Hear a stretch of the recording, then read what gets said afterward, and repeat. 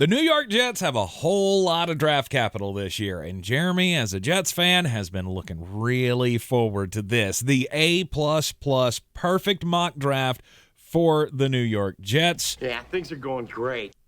At ESPN Draft Nerd on Twitter is where you can find Mr. Flostradamus, and he has he's chosen quite nicely for his team here. Let's get into it with the 4th overall pick in the 2022 NFL Draft. Sauce Gardner, you've been drooling over this guy. I'm just drunk on him. I mean, what is to not like? He's the number 1 corner in his class. I said that when everybody was jerking or gherking over fucking Derek Stingley. Right. Like, what are you not seeing? He's gigantic and he's phenomenal. Look, these A+ mock drafts, they're completely insulated from everything else. So to me, he's the perfect pick for the Detroit Lions at 2 as well. I don't think it's going to go that way. And if Sauce Gardner's sitting there at 4, I don't see how you say no. Right. I mean, look, I've looked at every other one of these players. I get that you want a pass rusher. There are a lot of pass rushers in this class that are going to be situational because you've already got John Franklin Myers.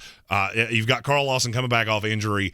You can add a pass rusher. I don't need to reach here on Kayvon Thibodeaux or any of those. And look, Thibodeaux's not really a reach. There's just a lot of red flags with him. Mm-hmm. I know what Sauce is. Sauce is my number 1 corner for the next 10 years. I can put DJ Reed on the other side. I got Bryce Hall playing out of the giggity gee. And I'm not even close to done yet. No, Ahmad Sauce Gardner at number 4 for the Jets, cornerback out of Cincinnati. Now they have the number 10 pick, which they received from the Seattle Seahawks in the Jamal Adams trade. But somebody wants to move up. Sometimes when you got 2 picks in the first round and somebody wants to get up at the draft order, you just got to look at them and say, I'm your huckleberry. And in my mock draft, that's exactly what they did with the Green Bay Packers. So the Green Bay Packers move up to 10, and they also get number 38 from your New York Jets. Yep. And in return, the Jets will receive both first-round picks from Green Bay at 22 and 28. And they'll also get number 53. And I look at this. The only time I do trades in these A+ mock drafts is when there are needs on both teams and both can be met. Mm-hmm. The Jets want a slew of guys that tends too high. Green Bay wants a couple receivers that if you sit at 22, they ain't going to be there. So if you're wanting that number 1 outside receiver, which I don't think the Jets need, by the way, and just, okay, I know my Jet fan brethren that but what about Drake London? What's good? Sweet mother of God, what is the holdup? Just give it time. Mm-hmm. Here you add an extra pick that keeps you maneuverable. Joe D, they don't call him Trader Joe for nothing. At number 22, then, it's Treylon Burks, the wide receiver. Things are going great. Out of Arkansas. Yeah, I have this on good authority. The New York Jets have Treylon Burks as the number 1 receiver in this class. And I look at it and go, you can't take him at 10. Mm-hmm. That's too high. And I've been told that originally I was told the only 2 teams in the top 10 that are the only 2 picks in the top 10 that were not available were 4 and 10. Well, that's changed now. They did not offer 10 for DK Metcalf. They offered the second-round pick and some future considerations, and Seattle told him to go fly a kite. Mm-hmm. For me, I would rather back down out of 10, get an extra piece, because this team does still have a talent deficiency. I go down to 22, and I get the guy I want. And there's not really a lot of teams that I'm worried about taking him. He ran slow, blah, blah, blah. Okay, I don't give a shit. All right? This is Deebo Samuel on steroids, and I'm going to have him under team control for 5 years. Right. A+, plusity plus. And I'm not even done yet. I love Treylon Burks, the player. Got more into him after I found out that he hunts wild boar with a knife. Yep, he's a bad dude. I mean, if this was an all NFL dudes I'm scared of mock draft, he would have gone number 1. No doubt. So at number 28, what will they do with that pick? Well, Lottie frickin' dog. Just trade down again. You remember that thing I said about having picks in the back of the last 10 of the first round is really advantageous? Yeah, here's why. Because the Atlanta Falcons are looking for a trade partner. Because they want to get back in and get that 5th-year option on a quarterback. So here, the Jets trade down to 43. They get 74 as well. Move down from 28. There are a slew of guys thereafter, and they pick at 35 as it is. Mm-hmm. So I'm not worried about it. Okay, yeah, I lose the 5th-year option. Ooh. Fifth-year option on a guy, if you really hit on him, is going to be really expensive anyway. Quarterback is where that really matters. And I think that's where you see the movement in this draft. All right, so the Atlanta Falcons move up to 28. Next pick for the New York Jets comes at 35, as Jeremy said. So at 35, it's George Karlaftis, the edge rusher out of Purdue. I thought he was a first-round guy. Yeah, things are going great. He has fallen. So he has fallen behind a couple other guys, and I can tell you specifically why. There are a lot of teams that are really afraid about standing him up. With the Jets, you don't have that problem. To me, three down defensive end immediately. I was told, because I had Karlaftis in the early teens, I was told by somebody that knows infinitely more about the way teams think than I do, you're too high on Karlaftis. Because there are teams that they don't know exactly what he is. They don't know that he's ever going to be a high-level pass rusher. They think he'll be a three-down guy, but they don't know that he's ever going to be that impact pass rusher. Well, I have that. His name's Carl Lawson. I've also got an end that I've paid that can play on the inside with Quinnen Williams in John Franklin Myers. And now I'm doing exactly what Robert Saleh wants to do, which is just keep interchangeable parts. I can just throw dudes at you constantly. And to me, Karlaftis, this is the floor on him. I know the Jets have a low-key interest in him. It's not at 10. That's never made any sense to me. And so this makes the two ends meet. And look, there are a couple other guys. Drake Jackson, I have him going ahead of this. Drake Jackson has passed George Karlaftis from everything I have been told. Okay. How about at number 43 in the second round, the pick they just got from the Atlanta Falcons? It's Troy Anderson, the linebacker out of Montana State. Yeah, things are going great. I am so drunk on this kid. It's ridiculous. Because he can just do everything. He's only played linebacker for a year and was an all-conference linebacker. Now, granted, it's at Montana State. But then you find out, he came here as a quarterback. He also ran a 4.40 at 6'3" and some change. I look at this kid and go, there's so much raw in him. Putting him next to C.J. Mosley, what is the drawback of C.J. Mosley? He's not as mobile as you want him to be. So I put the hyper-athletic guy, and what tells me this is what you would be interested in, it's the only way that it makes any sense that you went out and signed Gerard Davis last year. Now, granted, he stayed hurt, so you didn't really get to see it. But you also had Hamza Nasruddin, Jamian Sherwood. You tried to do all of these move pieces. None of them really developed the way you wanted them to. I understand. Position switch, I get that. This is the hyper-athletic, holy good shit, sideline to sideline, Fred Warner type of linebacker for Robert Saleh, which is exactly what he's after. You pair that with C.J. Mosley, it's not going to be great to begin with. There's a huge jump in competition here. This is a kid that has just been screaming up boards, and I'll be honest with you, I have been told he could go in the first round. I don't have him that high, but I would get it. Well, let's keep on going here with another second-round pick for the New York Jets. And look, I understand this is dramatic. At 10, there's just nobody there that really makes all that much sense for this exercise because I can only take guys within 8 slots of where I have them on the big board. So Green Bay, this is the 53rd pick from Green Bay via the Las Vegas Raiders that they got in the deal for Devontae Adams. And at 53, you're going to give your Jets a defensive tackle in Perion Winfrey from Oklahoma. This is getting dumb. Yeah, things are going great. Yeah. You remember that thing I just said about Robert Saleh where he likes to have interchangeable pieces? Yeah. This is an ideal one because he is a terrifying pass rusher, but he doesn't do much against the run. He's a little small, so what's the solution? You put him next to the sleeping giant that is Quinnen Williams. I am huge on complementary drafting, where I take a player that is advantageous to a player that I've already taken. We have not seen the best of Quinnen Williams. You also have to remember he's only 23 years old. So how do you unlock this? You give him somebody next to him that is a pass rushing threat. You can't double him anymore. Quinnen got bullied at times last year because there's nobody else that scared you. I mean, John Franklin Myers, okay, he's a good player. He's not a dynamic pass rusher. Now in, just 53 simple selections of the NFL draft, I got 2s of them. The other pick from Green Bay at 59 overall in the second round. By the way, this sounds ridiculous until you realize that they have 4 picks in the top 38 as it currently sits. And I didn't do future picks. If you wanted to trade up, you had to get into this draft. And with their 4th pick in the second round at 59 overall, Dylan Parham, the center out of Memphis. Yeah, things are going great. Yeah.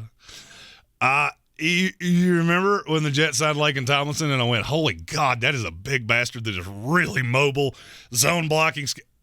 Dylan Parham's a 10-year younger version of him that plays center which is the big drawback. Look, I know there has been talk about the Jets taking a tackle. I don't think it's going to happen. I think they are still committed to Mekhi Becton and George Fant on the right. That just gives you add those two with Vera Tucker Tomlinson, now you have Dylan Parham. You have an incredibly mobile line that gives you the best opportunity to succeed in the running game. I got an addition for that coming soon. Mm-hmm. And you look at it and go, okay, Zach, you got all the toys you could possibly want to play with. Yeah, they're young, and it's going to take 2 years before you really see how good this can be. But this is an infusion of talent that the Jets have sorely needed for a long time. This is the A++ perfect mock draft, the Chris Farley mock draft, because he's the perfect comedian. Here from the Sportsocracy, coming to you from the Ingles studio. Ingles Supermarkets, low prices, love the savings. And so far, we have easily gotten... Now you kids are probably asking yourselves, hey, Matt, how can we get back on the right track? Like this. This is how. And the 69th overall pick in the third round, the New York Jets could select Amari Barno, edge rusher out of Virginia Tech. Did you just take everybody off of your Chase Claypool list and put them on your team?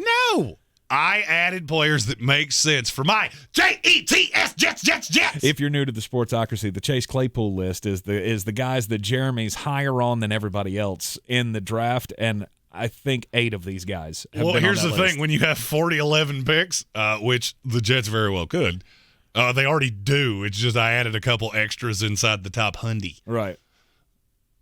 Look, I like Amari Barno, very raw. Mm-hmm. But you look at the combination of all the things you've done here, that's perfect. But because now he can be a situational pass rusher, only going to play 15 to 20 snaps a game. Some people think he'll be better if you stand him up. I could argue that that's not true. He's very long.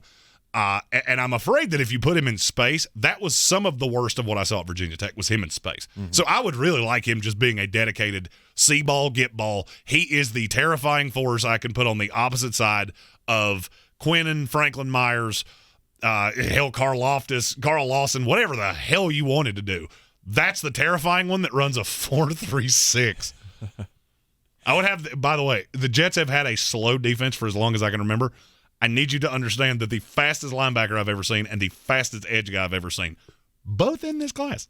At 74th overall, this is the other pick from Atlanta in their trade up at number 28. Alontae Taylor, cornerback out of Tennessee. And in the Robert Saleh defense, I feel like this would be that move piece. This is becoming much more popular. There are several of these guys in this draft. Daxton Hill, Cam Taylor-Britt, Jalen Petrie. I look at Alontae Taylor and go, you're more corner than any of the guys I just said, but you can be. They had an interest in Tyrann Mathieu. It wasn't I don't know how much of an interest it was. I don't know if they were willing to pay the money. I don't know. But I look at him paired with a Jordan Whitehead and LaMarcus Joyner, and I just go, it's so multiple. And this is getting very similar to what I saw in San Francisco when Robert Saleh was the head coach there, or was the defensive coordinator, before he became the head coach of the Jets. At 111 overall, the Jets pick from the Carolina Panthers in the Sam Darnold trade. They will take James Cook, running back out of Georgia. I thought this is another kid that I thought he was going to get to be my little secret boyfriend, and he's not. There is no hotter running back in this draft right now than James Cook because there's so many teams that like what he does.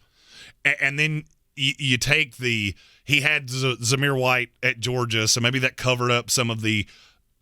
I remember once you asked me, because I was so high on James Cook, you said, well, he's nothing like his brother. Well, he's more like his brother than you think he is. No, I didn't say he's nothing like his brother. I said I don't think he's got that high side of his brother. I do. Really? I do. Okay. I do. And I'll be honest with you, I'm not alone. There are a lot of teams that feel this way. Look, this is where he falls on my board. That's why he was here. Mm-hmm. And that's how all of this works. And James Cook, there is a lot of interest in him. I think he could be an A+ back, and you pair him with Michael Carter. Good God. 117th overall, the Jets getting this pick from the Minnesota Vikings, and they'll go with... This was for Chris Herndon. Thank you for that. Jesse Luketa, linebacker out of Penn State. Yeah, things are going great. This is an actual linebacker. I keep seeing him as an edge, and he is not. If you think he's a dedicated edge rusher, you're wrong. To me, he is a 4-3 off-ball linebacker. But now he's a good pass rusher, and he can hold up in coverage. He's pretty all around. Where you come into problems with Jesse Luketa is I feel like somebody's going to draft him and try to shoehorn him into something that he's not. Another one that falls into the were you as good as you actually were, or were you propped up by how good the defense was around you? Had a really good week in Mobile at the Senior Bowl. He's got really good hands. But I think especially if you're planning on putting him as a down edge, that's a horrible idea.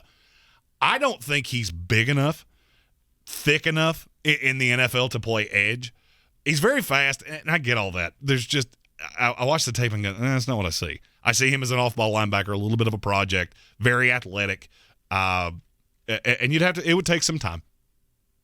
2 picks in the 5th round for the Jets, and that's where they stop. We just can't deal with 6th and 7th rounders. We're just done after the 5th round. This looks like that little GM game on my cell phone that I play all the time. Yeah, it's fun. Stack the draft in my favor. 100. I only had 2 trades. I've seen people have 10. So okay. 146th overall, the Jets could take Joshua Williams, cornerback out of Fayetteville State. This is a developmental piece. And I'm sure somebody's going to say, but why are you taking so many corners? Have you seen the depth on this team? Yeah, I understand they like Michael Carter, and I understand they like Bryce Hall. There's a reason they gave the money to DJ Reed. If you look back to how San Francisco worked and the scheme that they came from, they had a ton of corners. Yeah, they did. And invariably, you always had one that was just freakishly long. That's Joshua Williams. Now, the jumping competition, I don't really know what you can expect from him in year one. And that does make me a little bit nervous this high. But this is a 5th-round pick, developmental. I mean, he's probably a year away from being a year away. He can contribute immediately. I was going to say on this team, he'll be the 6th corner. 5. Yeah, he would be the 5. And to me, I'm just looking at it going, you don't – I know this sounds crazy to say for the Jets, but you don't need a ton when you get to this point. And there are people that think he can play free safety in this league, and I'm not sure that they're wrong. Mm-hmm. All right, let's get to it. The pièce de résistance. Oh yeah, this is one that my Jet fan brethren will go, son of a bitch. 163rd overall, the New York Jets could take a safety out of USC, Isaiah Pull-Up-Mile. Hey, Jet fans, you remember that time that we passed on Troy Polamalu and he went to the Steelers? Yeah, that was not awesome. But it happened. So you go. So yeah, just get his nephew. So go get his nephew, who is Troy Polamalu if you ordered him on Super Wish. The problem with Polamalu is that he is 100% too physical. I think he's completely separated his shoulder twice because the form in tackling is not quite what you would want it to be. And he's so hyper aggressive. He strikes me. I mean, there's some teams that think he plays linebacker in the league. I'm not necessarily one of those. I just think he would be a rotational piece early, really good on special teams, and a guy that you're trying to round into form. Obviously, the pedigree is there because his uncle is Troy Polamalu. Mm-hmm. But you're going to have to calm him down a little bit or he will break himself into a million pieces. All right, there is no doubt that this is the perfect mock draft. It can't go any better than this for the New York Jets. And look, okay, was this a little aggressive? Sure. 2 trade downs, add more pieces, but I don't do future picks in this, so they had to be this year. And for me, I'm looking at this going, I'll sign up for this right now. Just give this to me right now. I'm all the way in.